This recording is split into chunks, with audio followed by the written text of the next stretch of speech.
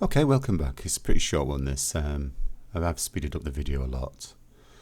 We're just going to be going through and doing final details, detailing the back of the hands, the toes.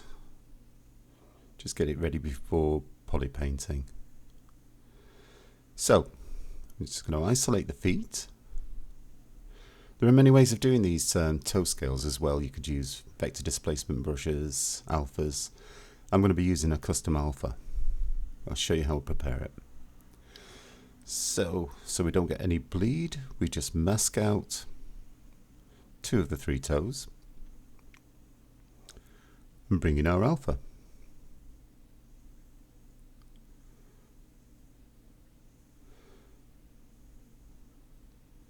Same again on the other side, just invert the mask. Now you might need to go back in and edit this. I'll show you in a second or two. But it is an incredibly efficient way of just getting the detail down. What you can go in is just mask off the edges of these scales that have gone slightly soft. It's kind of inevitable when you're actually dragging an alpha over a curved shape. Invert, just tweak with masking and inflate. While it's masked, you can lay down the rest of the scales either side of it. Another trick, you can actually, what I'd do is duplicate the body, delete the subdivision levels, and you could use an insert brush of scales. And I know the insert scales won't be part of your final mesh, but they'll be part of the high poly version for projection.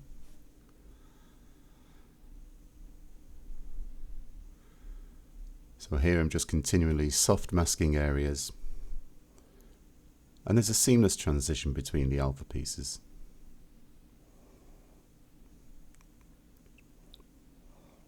And before I go to poly paint, I will actually be going back in, doing a lot more refining of these shapes. I don't think I've mentioned yet, but this model is available on the Flip Normals store for sale at a very reasonable price if you want to have a play with it.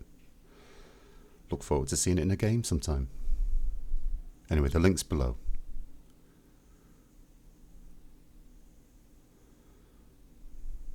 And again, same process as the toes.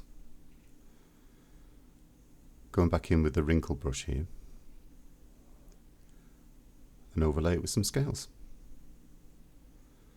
It's important to have back face mask on as well, or this detail will bleed through negatively on the other side of the mesh, especially if the mesh is quite thin. I tend to keep back face mask on from the outset. I use Zbrus's Startup Master as a tool to remember that for me.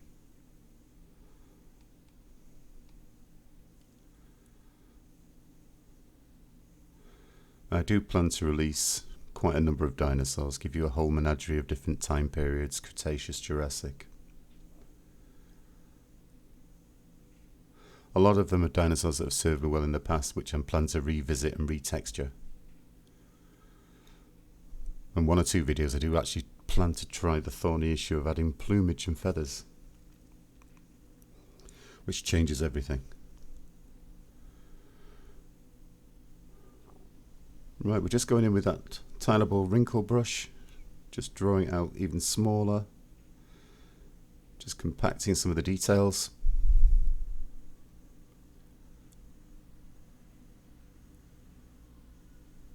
And again, it's down to you how long you spend on this process.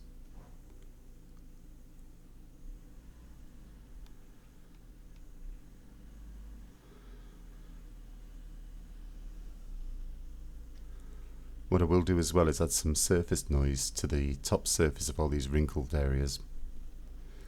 And the Jurassic Park animatronic dinosaurs didn't have tiny scales over the surface, but I'm going to put that on just, it's an interesting noise pattern.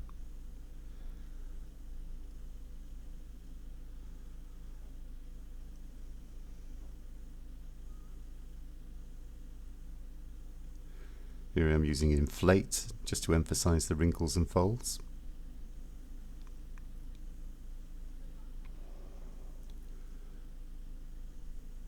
Again, some wrinkles. You notice there isn't a plan to the way I work. If I spot something that needs doing, you adapt quickly, pick up the tool and work on that area.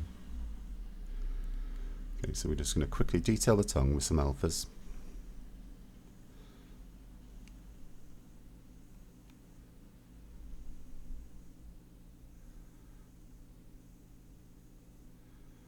Make it as fleshy and interesting as you like.